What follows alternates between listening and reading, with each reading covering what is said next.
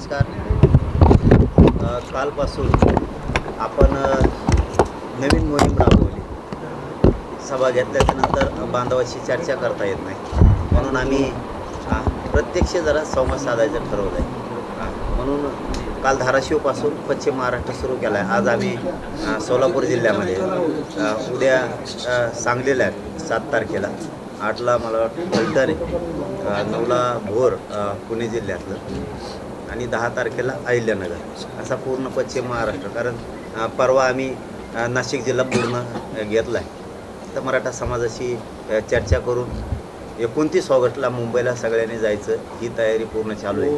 आज नवीनच नारा आहे सोलापूर जिल्ह्यानं दिला आहे, आणि ती मला महाराष्ट्रासाठी योग्य वाटला की ज्याची नोंद निघाली त्यांनी गाडी घेऊन मुंबईकडे निघायचं. कारण असा लय अगोदर त्यांचं म्हणणं होतं, आम्हाला माहीत नाही, खूप खर्च येत होता प्रमाणपत्र काढायचं म्हणून. आता आंदोलन सुरू झालं आणि मराठा समाज ओबीसीत निघाला तर खर्च पण कमी झाला, आपल्या लेकरा बाळाचं कल्याण होतं आहे. तर ज्याची नोंद निघाली त्याच्या लेकराचं कल्याण झालं आहे.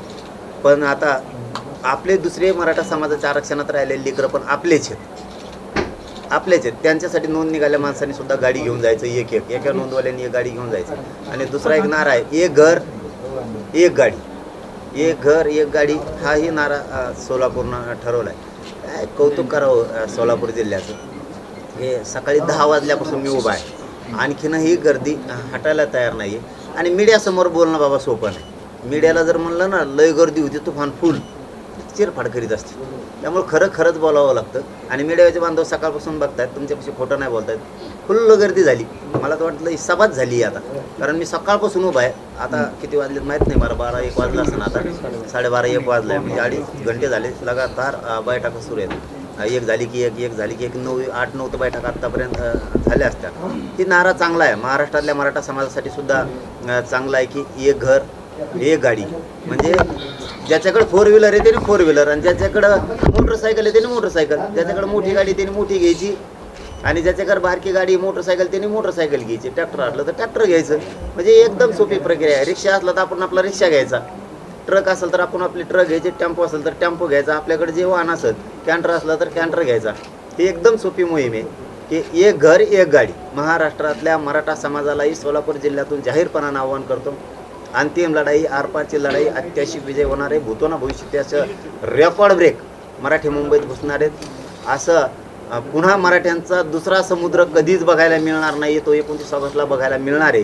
तर सगळ्यांना प्रत्यक्ष त्या लढ्यात साक्षीदार व्हा. सोशल मीडियावरती घरी बसून बघू नका, प्रत्यक्ष आंदोलनाचा आपण साक्षीदार व्हा. मुंबईतून 29 ऑगस्टला 2-3 दिवस कामं बुडा, लेकरा बाळांचं आयुष्याचं कल्याण होणार आहे. ही अंतिम लढाई आहे. एक घर एक गाडी. जे वाहन असेल ते फक्त दम्माने चालवा, शांततेत जायचं, शांततेत यायचं.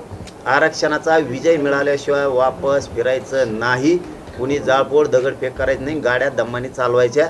जर आपल्या शेजारी कुणी सरकारने लोक घुसविले आणि त्यांनीच काही जर धिंगाणा करून आणला, 1 इंच सुद्धा मागं पुढं सरकायचं नाही. मराठ्यांनी 1 इंच सुद्धा मागं पुढं सरकायचं नाही, कारण ते आपण केलेलं नाही. जो केलेलं आहे ते धरून पोलिसाकडे द्यायचा. ते आपलं नाहीच. आपल्या जवळ कोणी जाळपोळ करत असतं, दगडफेक करत असतं, तर तो आपला नाही, सरकारचा समजायचा. तो मराठ्याचा असू शकत नाही. मराठ्यांनी कुठेही जाळपोळ दगडफेक करायचे नाही, असंही आज सोलापूरमध्ये ठरलं. कोणी जर धिंगाणा फेंगाणा केला, जागेवर बघायचं. पोलीस आले की ते येऊन तुपला धंदा बघ तिकडे, ती पलीकडे येऊन जाय, तिकडं जेला टाक, नाही तर कुंकडं टाक. ते आमचे पोरं नाहीत. चांगली प्रक्रिया आहे. त्याच्यामुळे सगळ्यांनी शांततेत जायचं. मी आता सोलापूर जिल्ह्यालाही सांगितलं, आणि त्यांच्यासमोरही पुन्हा एकदा सांगतो की सोलापूर जिल्ह्यातले पाण्याचे सगळे टँकर मनानं मुंबईकडे घ्या. तेही हो म्हणलेत, धाराशिवले सुद्धा हो म्हणलेत.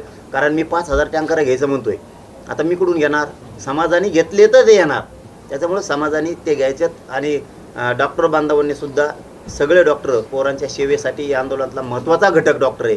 डॉक्टरांनी पण यायचं आहे मुंबईला. आपले ॲम्ब्युलन्स घेऊन, आपले डॉक्टर घेऊन 4-4, 5-5 डॉक्टर, 1000च्या आसपास आपल्याला ॲम्ब्युलन्स पण लागणार आहेत. आपण यावं, ही सगळ्यांना विनंती आहे. आपल्याला ही लढाई जिंकायची. मराठ्यांच्या डोक्यावरती आरक्षणाचा विजयाचा गुलाल टाकायचा म्हणजे टाकायचा.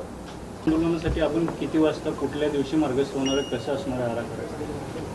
आंतरवालीहून 27 ऑगस्टला सकाळी 10 वाजता आम्ही आंतरवालीहून निघणार आहे. पैठण मार्गे शेवगाव, शेवगाव मार्गे पांढरी पुलावरून अहिल्यानगर, नेप्ती चौकातून आळे फाट्यावरून शिवनेरी गडावरती आम्ही तिथं मुक्काम करणार आहे पहिला. कारण आमच्या राजाच्या शिवनेरी गडाचं दर्शन होईल, कंपाळाला पवित्र माती लावून आम्ही पुढं मार्गस्थ करणार आहेत. तिथून पुढं आता असा प्रॉब्लेम झाला आहे, आणखी डिक्लेअर नाही केलं, पण इथून गेल्यावर मला करावं लागणार आहे की आता आमचं मुंबईला शिष्टमंडळ गेलं होतं. शिष्टमंडळाने असं सांगितलं की ते माळशेज घाट जो आहे आणि जुन्नरमधल्या आणि शिवनेरी किल्ल्याच्या पायथ्याच्या लोकांनी पण सांगितलं की घाट इतका भयंकर आहे म्हणे, की इतकं धुकं आहे तिथं की दिसत पण नाही पुढचं 20 फुटावरचं सुद्धा, आणि खूप दरडी कोसळतात, आणि 50-60 किलोमीटर असं अंतर आहे की तिथं पंक्चर गाडी झाली तर पंक्चर काढायला जागा नाही, किंवा एखादी गाडी बिघडली एक तर मागचे सगळे लाखो गाड्या आपल्या जाम होणार आहेत.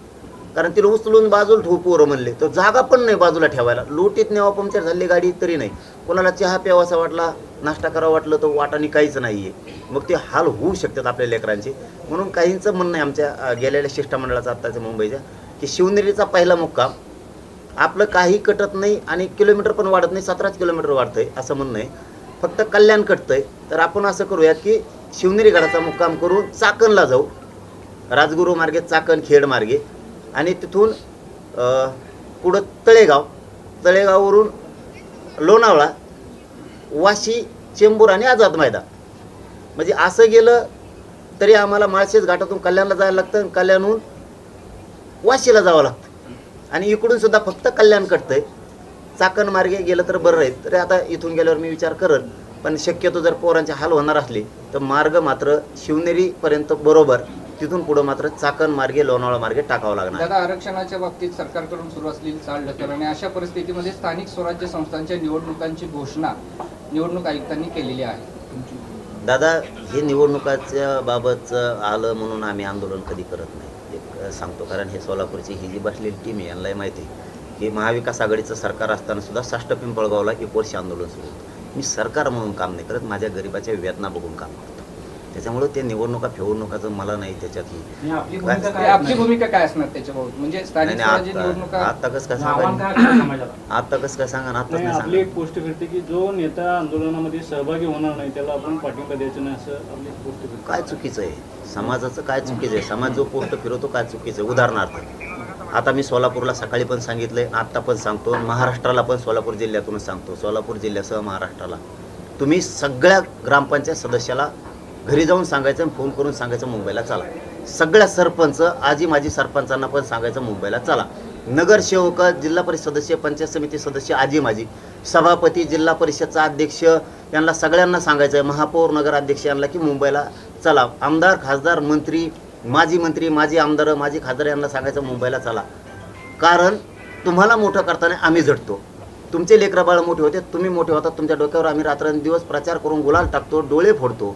आज आमचे लेकरं बाळ मोठे करायचे तर तुम्ही कसं काय येत नाहीत? मग ते नाही आल्यावर ते आमचं नाहीच ना. त्याचा अर्थ बरोबर आहे, जी का पोस्ट फिरते ती बरोबरच. म्हणजे स्थानिक स्वराज्य संस्थेच्या निवडणुकीवर मराठा समाजाने बहिष्कार टाकला पाहिजे. नाही बहिष्कार पाडापाडी चांगली असते, बहिष्कार काय टाकत, पाडून टाकायचं. सरकारकडे कोणत्या मागणी निकाल दिला की 27% ओबीसी आरक्षणासहितच निवडणुका होतील, तुम्ही याकडे कशा पद्धतीने बघताय? चांगलं आहे ना, हो द्या ना, चांगलं आहे ना, हो द्या ना. दादा, काय निर्णायक लढाई आता सरकारकडनं तुम्हाला काय अपेक्षित आहे? मराठा आणि कुणबी एक आहे. बरं. हो, अध्यादेश GR आम्हाला पाहिजे, त्याशिवाय तुम्ही मागे हटणार नाही. हटणार नाहीत. कारण आम्हाला त्यावेळेस असं सांगितलं होतं की कुठला कायदा पारित करायचा असला आणि तुमच्या म्हणण्याप्रमाणे मागणी मान्य करायची असली तर आधार लागतो. कायदा आणि घटना आधाराशिवाय चालत नाही, आम्हाला चालवता येत नाही, आम्हाला कायदेमंडळ चालवावं लागतं. आधाराशिवाय आम्ही जनतेला काय उत्तरं द्यायचे? तर तुमच्या मागणीसाठी आधार लागतो. तर आता 58 लाख नोंदींचा अहवाल सरकारकडं आहे. 58 लाख नोंदीचा अहवाल, समिती त्यांची आहे, सरकार त्यांचं आहे, समिती गठीत त्यांनी केली आणि अहवाल पण समितीनं त्यांच्याच सरकारला दिला आहे. आता तुम्हाला मराठा आणि कुणबी एक हे GR काढायला काही हरकत नाही. आत्तापर्यंत दिलेले ओबीसी आरक्षण ज्यांना ज्यांना दिलं गेलं, ज्यांना ज्यांना पोटजात उपजात म्हणून घातलं गेलं, कोणाचाही आधार नव्हता, कोणाचाही निकष जुळलेला नाही आहे, फक्त पोट जात दिसली तत्सम म्हणून आत घातली. आमच्या तर नोंदी आहेत 58 लाख. त्याच्यामुळं कायदा पारित करावा लागेल. दुसरं, हैदराबादचं गॅजेट आम्ही घेणार आहेत, सातारा संस्थांचं गॅजेट आम्ही लागू करून घेणार आहेत. कारण पश्चिम महाराष्ट्र पूर्ण बसतोय त्याच्यामध्ये. आणि बॉम्बे गव्हर्नमेंटचं अंश संस्थांमध्ये इतके पुरावे, इतक्या नोंदी आहेत की अख्खा पश्चिम महाराष्ट्र कोकण बसू शकतो, इतके पुरावे. मग आम्हाला ते पण घ्यायच्यात.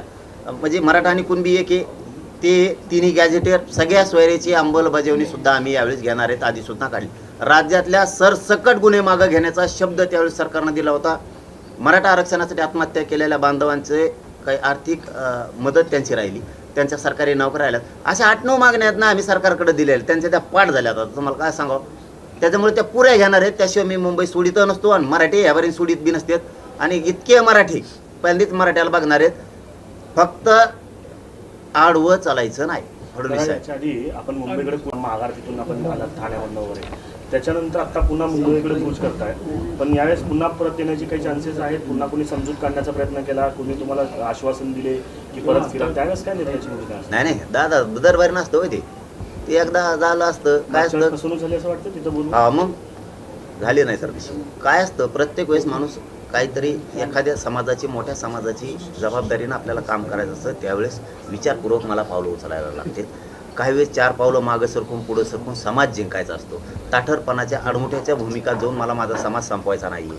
माझ्या समाजाला कुणी आडमुठं म्हणू नये, मला कुणी आडमुठं म्हणू नये, म्हणून आम्ही त्यांना 1.5 वर्षाचा वेळ दिला आहे. इतका देशात कुणीही दिलेला आत्तापर्यंत नसणार आहे. त्याच्यामुळे आम्ही वेळ दिला तुम्हाला. आणि तिथं आम्हाला 2012च्या कायद्याची दुरुस्तीची आवश्यकता होती, कारण आम्हाला ओबीसी आरक्षणात जायचं आहे. त्यामुळे ती झालेली प्रक्रिया बरोबर आहे. सगळ्या सोयऱ्यांची अधिसूचना त्यांनी काढली, कारण आम्हाला 2012चा कायदा दुरुस्त करून ओबीसी आरक्षणात जायचं आहे. फक्त फसवणूक इथं झाली. 6 महिन्यात अंमलबजावणी करू म्हणली होती, ती केली नाही, ती फसवणूक. हे मागच्याच मुंबईमध्ये त्यावेळेस फसवणूक कोणी केली नाही? एकनाथ शिंदेने केली, देवेंद्र फडणवीस? नाही, पुन्हा तेच सांगतो मी तुम्ही लक्षात ठेवा की आमची मागणी होती ओबीसी आरक्षणाची. ओबीसी आरक्षणात जायचं म्हणलं 2012चा कायदा दुरुस्त करावा लागणार आहे. 1967 पासून ज्या वेळेस कायदे दुरुस्त करत आले, पोट जाती उपजाती घालताना, त्यावेळेस 2012 पर्यंत आले. आणि 2012ला आल्यावर आमचं आंदोलन सुरू झालं की आम्हाला ओबीसीतच पाहिजे. आता ओबीसीत पाहिजे म्हणल्यावर तेव्हा कायद्याला लॉक केलाय.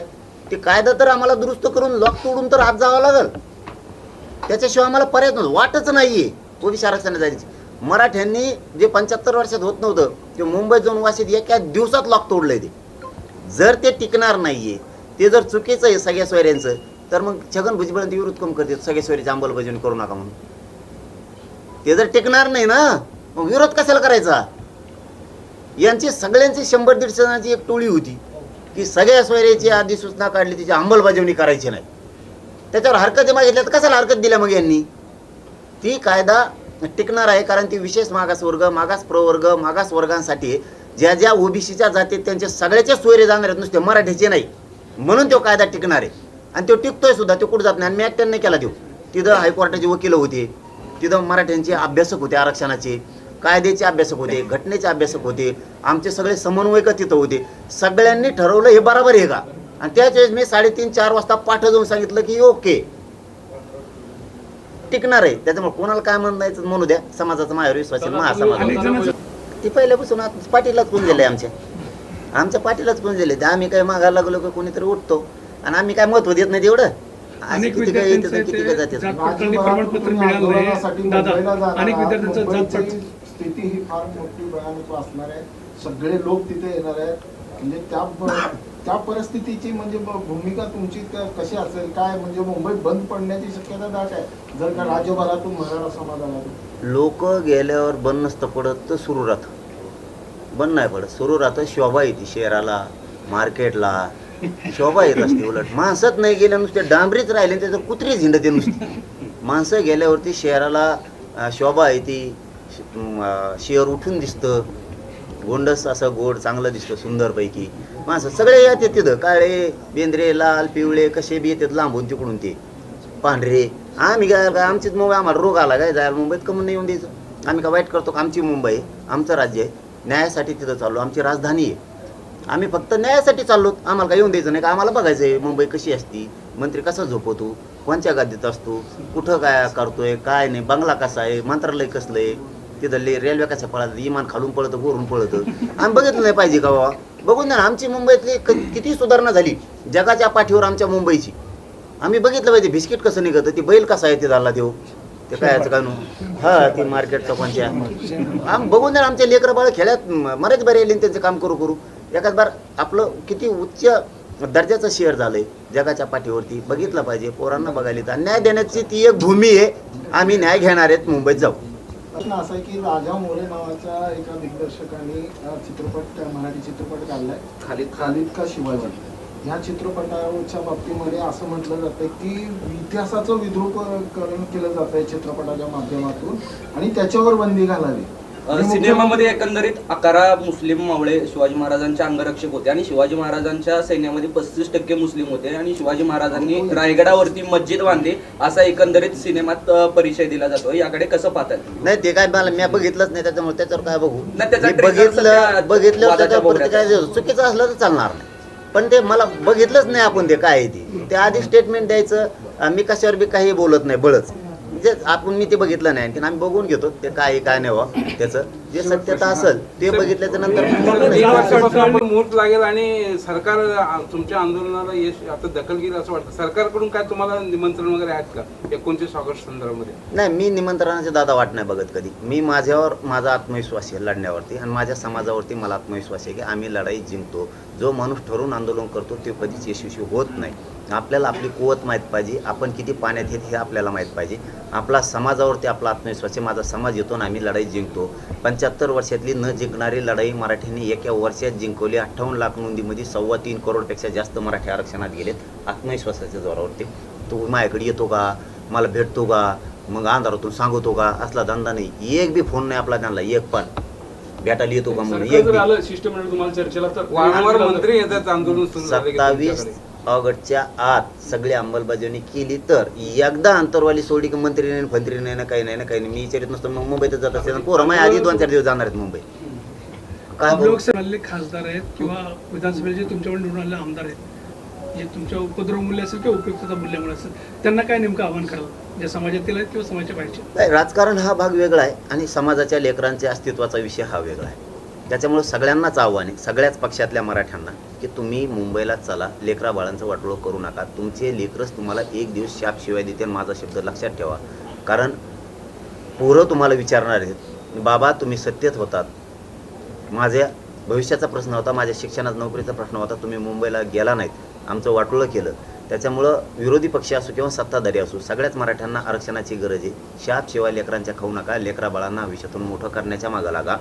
त्यासाठी सगळेची सगळे आज जर तुम्हाला कोणाच्या वतीनं फोन नाही आला तर मी सोलापुरातून महाराष्ट्रातल्या सगळ्या पक्षातल्या मराठ्यांना, गरीब शेतकरी मराठ्यांना, शिक्षक, डॉक्टर, वकील, राजकारणी मराठे, एसटीत असणारे, आरोग्यात, रेल्वेत असणारे, माथाडी कामगार, डबेवाले, टेम्पो आणणारे, रिक्षा आणणारे, ट्रॅक्टर आणणारे, सगळे जेवढे मराठी आहेत, टपऱ्या चालवणारे, हॉटेल चालवणारे, सगळ्यांना माझं आव्हान आहे की तुम्हाला हात जोडून विनंती की मराठ्यांच्या विजयासाठी, गरिबाच्या लेकरासाठी, आरक्षण जिंकण्यासाठी मुंबईकडे चला. आज माझ्याकडून तुम्हाला राज्यातल्या सगळ्या मराठ्यांना हात जोडून निमंत्रण आहे. सगळेचे सगळे एक दिवस मुंबईकडे निघा.